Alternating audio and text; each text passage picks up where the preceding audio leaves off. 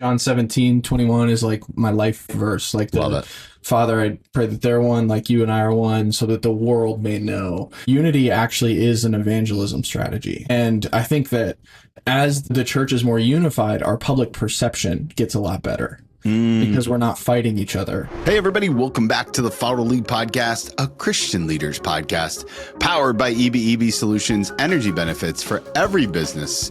Go to EBEBsolutions.com today and get your free energy audit. It will literally save you time and money.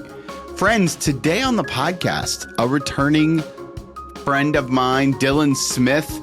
Dillon has left a recent job to start a brand new business all about what it means to help churches communicate. We talk about CMO, his new company, Church Marketing, and I am so excited for this dialogue. We talk about leadership, communication, the power of unity, all to help you communicate more clearly. And don't forget, stay all the way to the end and catch the 3 and 5. 3 practical takeaways in 5 minutes or less. So now, without any further ado, here's my conversation with Dillon Smith. Hey, everybody. Welcome back to the podcast. I'm so excited to have back on again, repeat offender, Dillon Smith. Dillon, thank you so much for being here. Man, thank you so much for having me back. It's been like, has it been 5 years? I think it might have been. You were one of the very first. You were back when I had no idea what I was doing, and I thought I knew what I was doing. Now I have no idea what I'm doing, and I know I don't. That's all right. That's level 2, right? Because then the next level is like, you don't know, you actually know what you're doing, which you could be there now. You never know. And then the 4th level is, you know. So you're getting there. But since we've met, you've had a child. I have. Yes. Yeah. What have you learned about yourself in the process of becoming a dad? Oh man, I need sleep.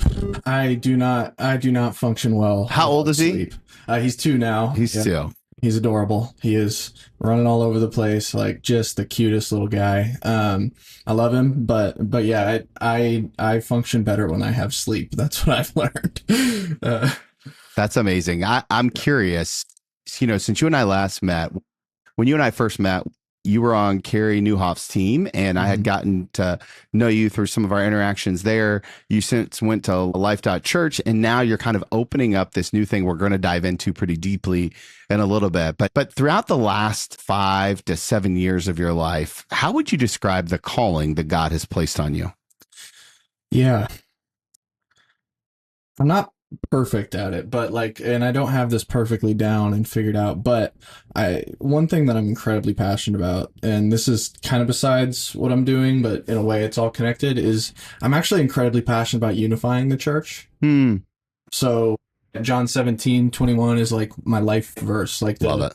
Father, I pray that they're one like you and I are one so that the world may know. And how I read that is, and how I think this should be properly translated is like, unity actually is an evangelism strategy. And I think that how it's an evangelism strategy, this is a theory, this is not like based off of biblical evidence, but it is my theory that as the church is more unified, our public perception gets a lot better. Because we're not fighting each other, and we're not like the town I grew up in, it was classic like this. The Catholic Church said that the Protestant Church was a cult, and the Protestant Church said the Catholic Church was a cult. That's just not helpful. Like, it doesn't help anyone. So I really think like unity is the evangelism strategy, and I'm trying to help unify churches however I can. So that's actually not what my company is based around, but it is something I'm incredibly passionate about, and it's kind of something I'm hoping to lean into. So let me drill down on that a bit, because there are a lot of people who are listening right now who are Christian executives and entrepreneurs. We call them the bold ones here. So the bold ones they're serving, they're type A people typically. They're usually serving in the church in very high impactful ways. Yeah. Let's say that you had a Christian executive sitting in front of you who's active in their church. What is their role in promoting unity? I think oftentimes the attenders and the board members actually get more protective of their churches than the pastors do. And I've seen this from time to time where like the pastor is friends with the pastor up the road, but the attenders, like they have to make this decision. What church am I going to attend? Am I going to attend Life Church Omaha, or am I going to attend Love Church?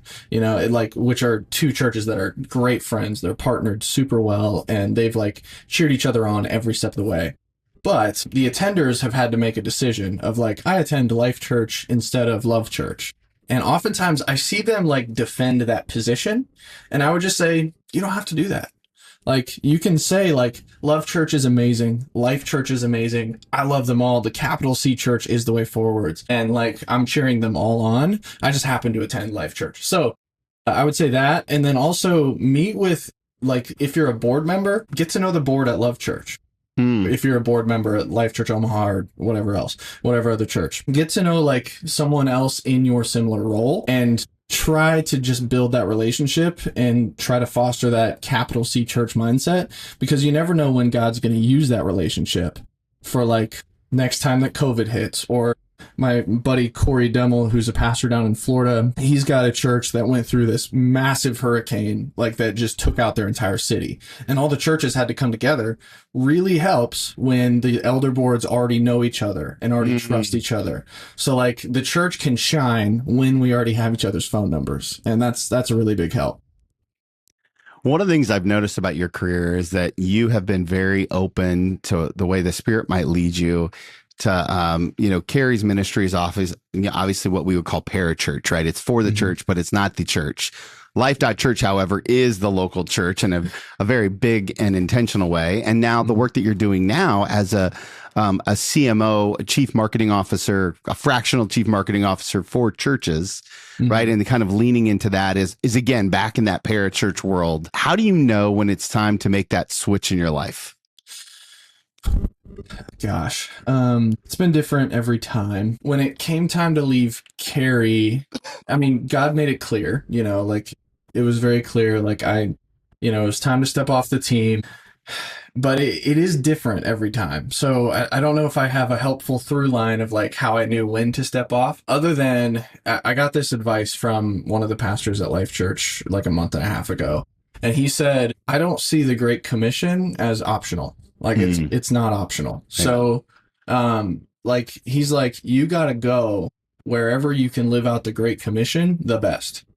So, and that was helpful. So like where I saw is like, I am uniquely called to that unifying the church calling / using my marketing gifts to help the capital C church. I just saw that like my work that I was doing on the Life Church team, completely love their team, love everything about Life Church Open Network and CGLP and all the stuff. And I'm still attending and cheering them on. But like I saw, okay, it's time for me to go live out the Great Commission in this new venture. So that's why the mission of CMO.Church is CMO.Church is to help as many churches as possible get access to world-class marketing. So the angle that I'm taking is actually like, I'm going to try to do everything I can for free for as many churches as possible. And I'm going to be a fractional CMO to 3 or 4, and that will fund the rest of it. So that's kind of the mission. And I'm not even just working with churches. I'm working with church facing organizations too. Like Carrie's one of my largest clients and stuff like that. So it's does that help answer your question? It's good. It's good. I like the idea of being able to pivot, right? Like, so it's the same calling through all of them.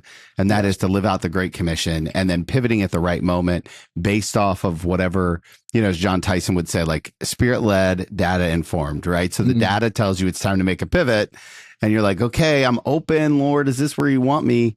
Now, let me ask you this. You're a dad and you've got bills to pay. And I know how hard it is to step out into something new and get started. That we experienced the same thing here at Follow to Lead. Like that was a tough, scary transition. How did you prepare yourself for saying, I'm going to leave the steady paycheck at Life.Church to go out and start my own thing? Lord, please help me. Yes. Yeah. That's terrifying. Well, I have a really practical answer and I have a I like both. Hit them both. Okay.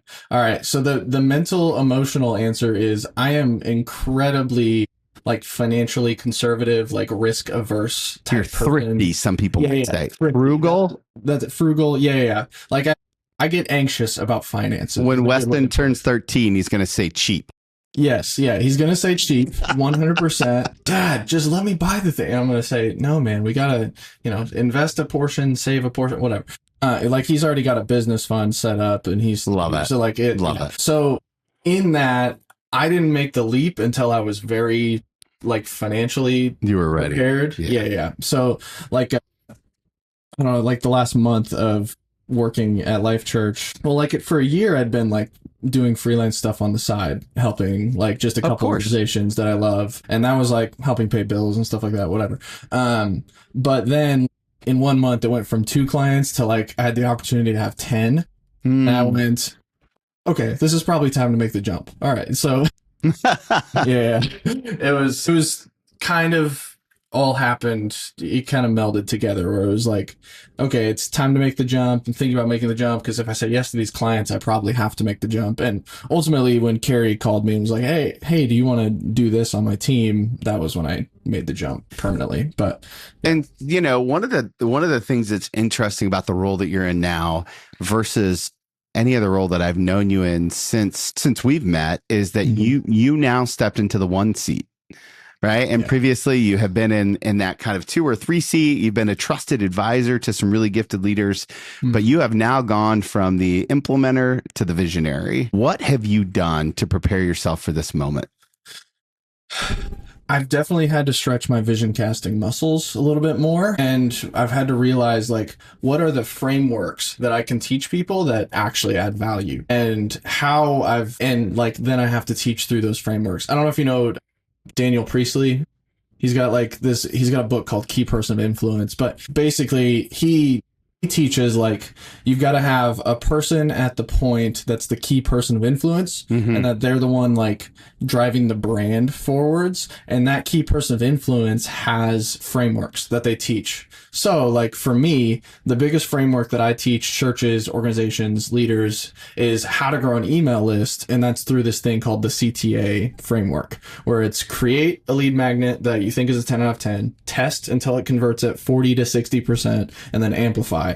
So like take that thing and amplify it into the world once it passes the test. So like basically every single client getting conversation that I've had has been teach them that framework, show them that I can implement it, and then work with them on implementing it. So that was a big visionary / mindset thing that I had to get over. So maybe more practical. I love the practicality of it. I also think that there are a lot of leaders who are listening who have the ability to influence churches in very specific ways, or maybe even in their own business. And it's not very often that I hear people just talk about growing their email lists, right? I hear about A/B testing on Facebook ads.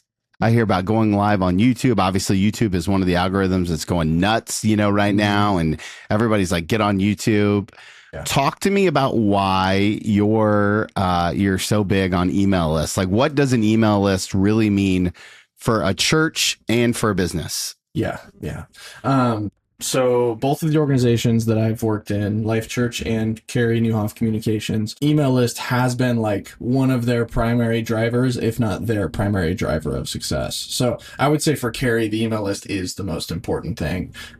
For Life Church, it's one of the most important things. They're an event-based deal, right? So Sunday morning is a little more important, like putting on that and all that. But Life Church sends 3 weekly emails to all of their attenders. So they're still very big on email marketing as a church. So the reason that email marketing is so important, and your audience may have heard this before because they're smart and listening to a podcast, but like Amy Porterfield's thing of you own your email list, you don't own your social media following, you don't own the YouTube algorithm, you don't own any of that. So like I'm a really big fan of email marketing and then text marketing as of the last couple of years. And Glue has free text marketing for churches. So that's why I'm also like, you should do that because it's free. And it's free, right? Yeah. It's a no-brainer. But like when you're building an outreach channel on ground that you own, it is so much more powerful than something that can be taken away from you at any point. Also, like an email is mostly guaranteed to get delivered when you send it. Where a social media post, it's guaranteed to get shown to 10% of your audience. And then if that 10% of your audience likes it and engages with it enough, and the algorithm has space for you, it'll push the post. But if it doesn't, it's only going to show it to 10% of your audience. So the ROI is so much higher on email marketing. And that's why I'm such a big fan of it. Well, let's say that you're talking to a small to medium sized church. Our church is about 300 people on a Sunday morning. Like we're constantly getting in new guests. We're constantly, people are taking the summer off, all the things, right? Like just like every other church in the world, we have a great community. And how many emails should we be sending out a week? I think Life Church is overkilling it with 3 personally. But I mean, the strategy works for them and they have the team for it. A church that has less margin, I would say like at least one a week, like at least one a week where you talk about either the week before sermon or the week after. And what I would say is you probably want to brand, let me say one a week plus a bonus. And the bonus is a personal email from the lead pastor. And the bonus goes once a month. So that's what Craig does with Life Church's email list. So we'll do like the weekly emails that are like, hey, the sermon last week, here's the notes, or here's the sermon. Which, by the way, is roughly how many people, that email list? Life Churches? Yeah. Oh gosh, I think theirs is like 900,000 or something. Okay. So I just think it's important for leaders to think about this. Like they're sending 3 emails a week plus 1 extra bonus email a week, not to 500 people, to 900,000 people. So like, because the thing I hear all the time from leaders, especially, is like, I don't want to overdo it. No. Well, and there's evidence that if you don't send enough emails, you actually get less engagement. So like, because people forget about you. I mean, Kerry sends out one every day. Yeah. I think he's calmed down off of that. And he's like down to like averaging 4 or 5 a week now. Which is like, still it's still a lot. It's a ton. Yeah, 100%. Right? Which is, but it works, and depending on what the subject line is, I may read it, I may just straight delete it, right? Yep. And it doesn't, whatever I decide to do in that particular day, whatever I'm feeling. Yeah, and the thing that so what I would recommend to a church, rather than, because like Life Church, basically all they want is for you to open the email and read it and then think about Sunday. I would recommend having something clickable in the email. So like whether it's a link to the last week's sermon on YouTube or a link to some helpful resource on your website or the small group notes or whatever, like have something clickable in there so that you can measure like metrics from week to week on how many people are engaging. And we're getting real nerdy here. Yeah.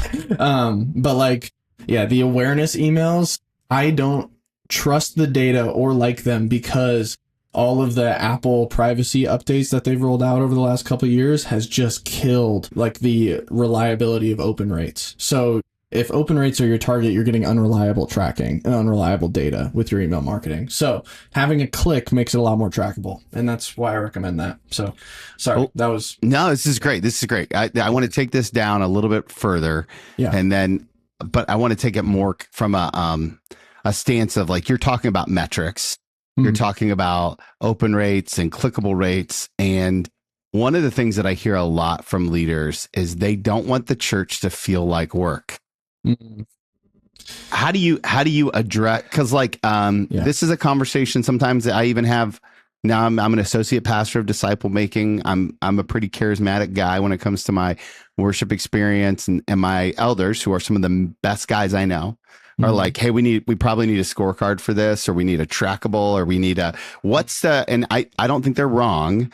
I also don't think that I'm wrong. How do we know when we're flirting with the line of boxing out the Holy Spirit? It's a super unfair question, by the way.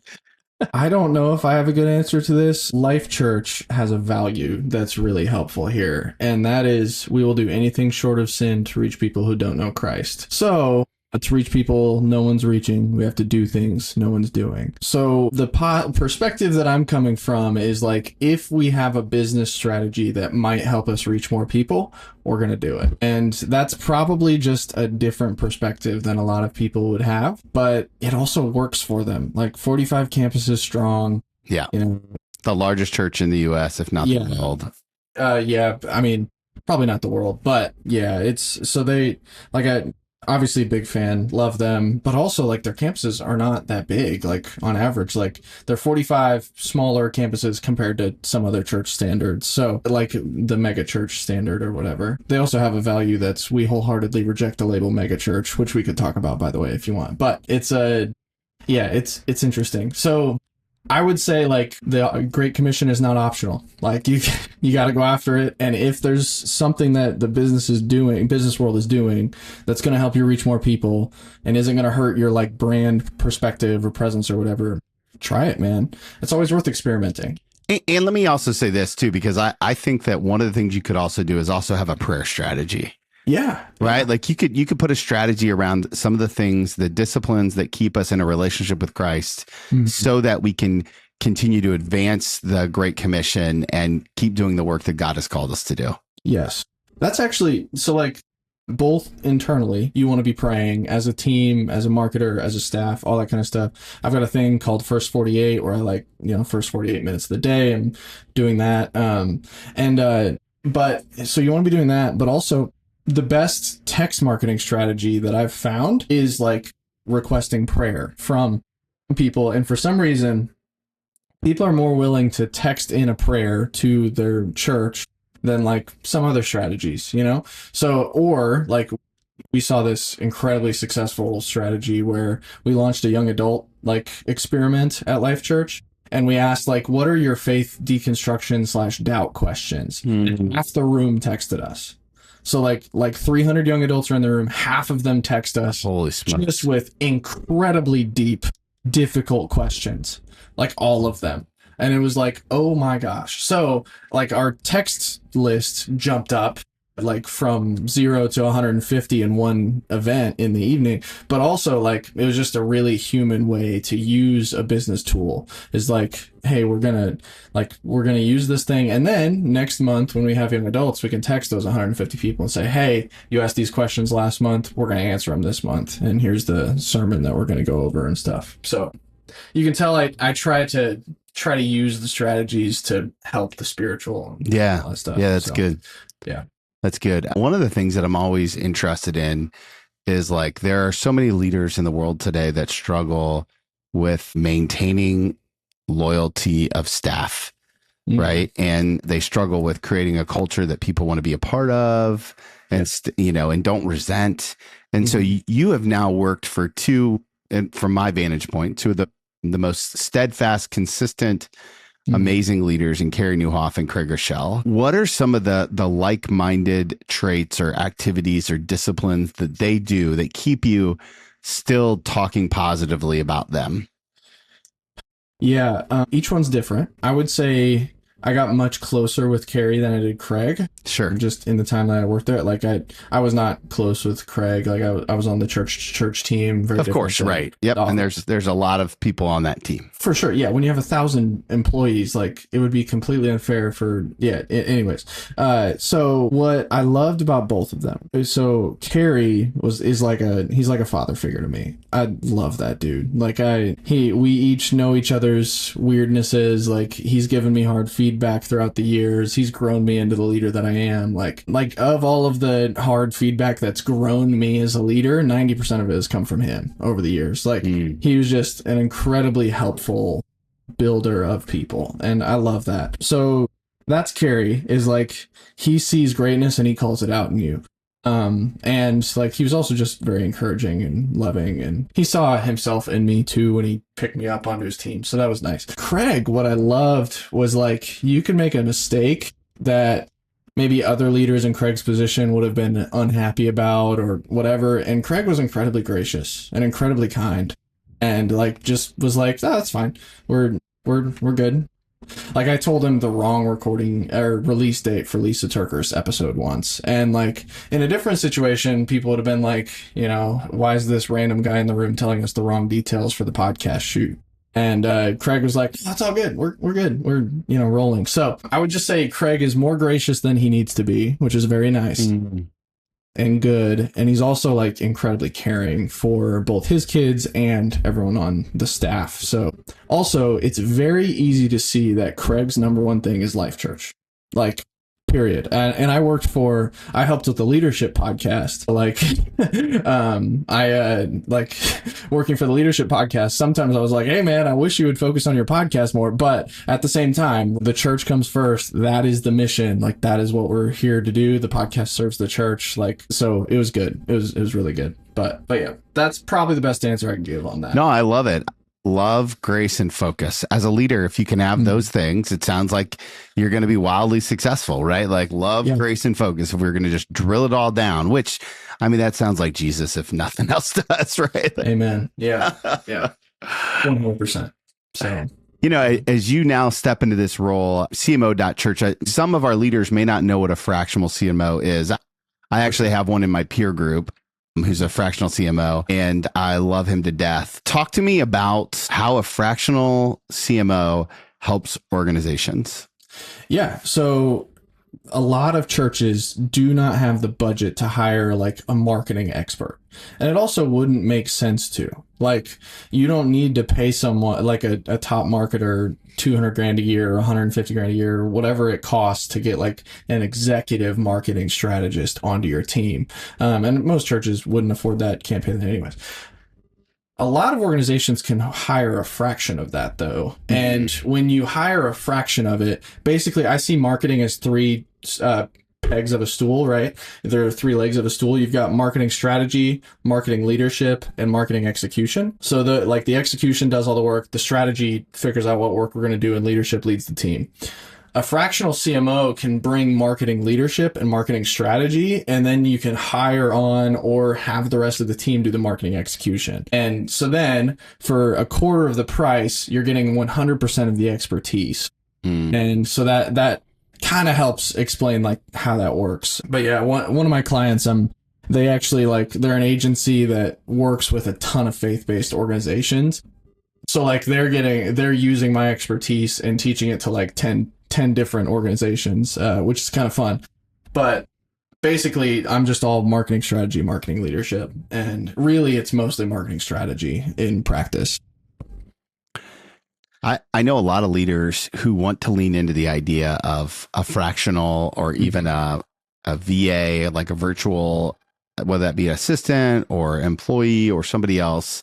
Yeah. And one of the things I hear from leaders often is how scared they are about protecting the brand, right? Like, or the culture, or that thing that makes being on the team so special.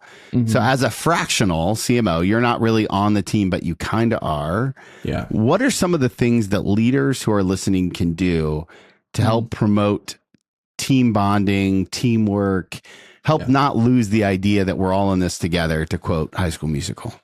Yeah. I mean, I would say have just as high of standards as you would when hiring a fractional CMO, if not higher, for cultural fit. So and competency. So you also asked earlier, like, how do you keep a great culture? Life Church's biggest strength is, I would say, the incredibly strenuous hiring process that they have. Like, that is what keeps great people on the team. And then Carrie, he hires for people, not for positions. So he hired me as an EA, and I have zero administrative skills whatsoever, but he knew I was the right person for the team. And so then he fit me into the right spot over a year, and things got a lot better. How many of those hard conversations happened in that year while you were the EA? Most of them. Yeah, pretty much all of them. Yeah. It was. And you were like, dude, you do this to yourself. Yeah, I told you I wasn't this guy. It was hilarious. I literally didn't know what an executive assistant was when I got hired as an executive assistant. I just knew, okay, Carrie's offering me a job, I'm taking it, whatever it is. And then, so a year goes by and he moves me to content manager, and everything got 10 times better. So it was great. You got to find the right seat for the right seat on the bus for the right people. But the right people is more important. So that would be the practical advice. And everyone says that, but it is true. One of my core beliefs is that the church, the Big C church, has a marketing problem, that we kind of suck at marketing because everyone wants to talk about their local church distinction rather than the big church unifier. Yeah. So you're talking to thousands of leaders right now. I'm curious, what would you tell them if they needed to give the Big C church an elevator pitch? Again, this is another Yeah. impossible question. So, hey, I'm basically saying, Dillon, I want you to fix every part of the brokenness of the Big C church. Yeah. Man, I think ultimately Jesus gave us unity as the evangelism strategy. I really believe that down to my core. So like, Father, I pray that they are one, like you and I are one, so that the world may know that you're the one that sent me. And I think like when we act as one, when we're unified, then the world knows. So how does that happen? Pastors, the best movements of unity that I've seen take place. Primarily, there's one in Omaha called Within Reach that is an incredible organization, incredible ministry. It's like 50 of the largest churches in town have all come together, and we said, we are committed to each other and we're going to help do whatever we can. That movement, Within Reach, started because 12 lead pastors in the city had been getting breakfast once a month for 10 years. Wow. So like unity is birthed often from relationships among lead pastors. So, or like core pastors. So like there's also the Omaha Youth Leader Network that some cool unity stuff has come out of. Like they have this thing called One where it's Omaha, Nebraska, One. And it's a cool little play, but they get like 1,000 students all together into the room from like a bunch of different youth groups, and they're one, which is great. So it's got to start with personal relationships, however you can do that. So whether it's calling the pastor down the street and saying, hey man, I just want to get to know you and grab coffee, like, or whatever that looks like, oftentimes I think that's where it all starts. And then the Holy Spirit will probably prompt you at some point to meet a community need, or to go and, be a force for good in your community together, holding hands, saying like, oh, what church is putting this on? Well, like 12 of them are. So it's the capital C church doing this thing for the city. It's not one church. And that's probably the best thing I can teach on that. I love it. I love it. Yeah. Okay, I have one more question for you, but before I ask it, I know that the bold ones are going to want to find you all over the interwebs. Mm-hmm. Where is the best place to learn all things Dillon? And if they want to set up an exploratory call with you, how can they do that? What's the process if they want to make their church better at telling the Big C church story? Yeah. You can find me at CMO.Church. That's my website. And then, my email's on there, phone number, all that stuff. So feel free to reach out. And if you want to talk church unity or marketing or whatever, I'm glad to help. I'm just here to help make world-class marketing available to every church. And most of that will be through like helping do stuff for free, like podcasts like this. So yeah. Oh, good. So good. Okay.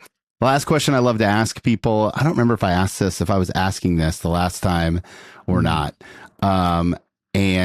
But it's an advice question. I want to invite you to go back in time and give yourself one piece of advice, except I get the name a season of life that you're in. So I want to take you back to the end of your very first day as the EA for Carey Nieuwhof, right? If you could sit down with that younger version of yourself, the pre-dad version of yourself, the pre-experienced version of yourself, not even sure what an EA is, and you could sit knee to knee with that young man, hold his hands and look him in the eyes. What's the one piece of advice you're going to tell him about the journey he's going to go on? Oh my gosh.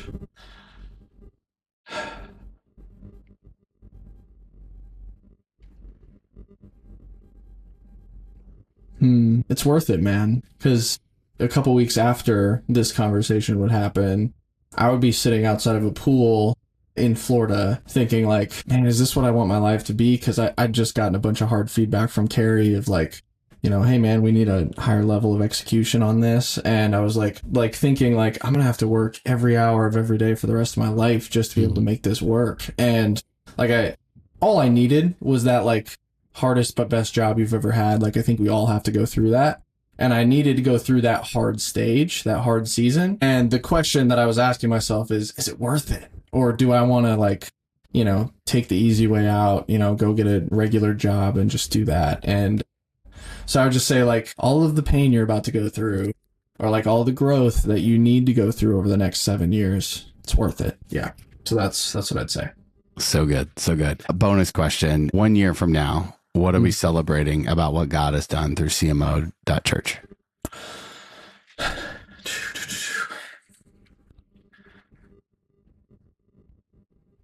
I think if churches get a common language around like the power of email marketing, like if I could publicly get the word out about that more and more, I think that that's probably the best value I personally can bring. Like there's a lot of big problems that the church has to solve. I'm not the one to solve them, but what I am really good at is taking an email list from, 50,000 people to 100,000 people, or 100,000 people to 200,000 people. Like I'm really good at doing that. So I can help churches do that. And I want to help churches do that, or like their 500 person email list to 1,000, and whatever that looks like. So if I can find a way to start helping, churches at scale do that, and hopefully do that through, like, the way I see it is probably free content somehow, somewhere, whether it's a YouTube channel or, posting on social media or going on podcasts or whatever.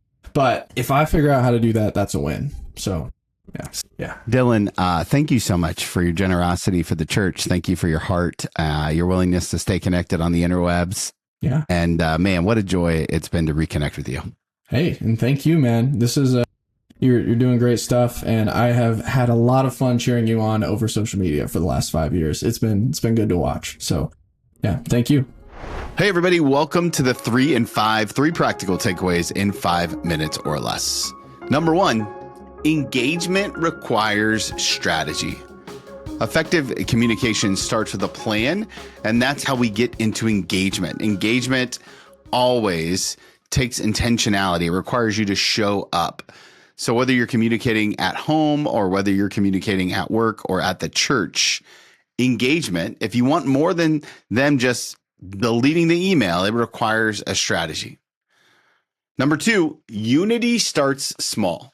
Building meaningful relationships across ministries and over a lengthy period of time is one of the ways that we begin to build unity. Unity in the church and unity in our life is such a gift if we're willing to lean in. And third, balance spiritual and strategic. Know that this is one of those gray areas that you're going to live into, that it's both strategic and spiritual, and it's okay for it to be both. As leaders, specifically Christian leaders, we must lean into the idea that I want to be spirit-led, and I also want to show up and be intentional. I think Jesus models that for us. All right, here are the 3 and 5, one more time just for you. Number 1, engagement requires strategy. Number 2, unity begins by starting small. And number 3, balance the spiritual and the strategic. Well, friends, that's our episode for today. I'm so thankful for Dillon, and I'm thankful for you. Thanks for being one of the bold ones, for being a part of this community. If you need anything from me, I'm embarrassingly easy to find at TWMilt on Instagram, Tony at TWMilt. If you want to send me your feedback, send me some of your practical takeaways. I'd love to hear more about it. As always, the highest compliment you can give us, share this episode with a friend, maybe somebody who lives in the church marketing world. So until next time, remember, if you want to follow Jesus, you must be willing to move.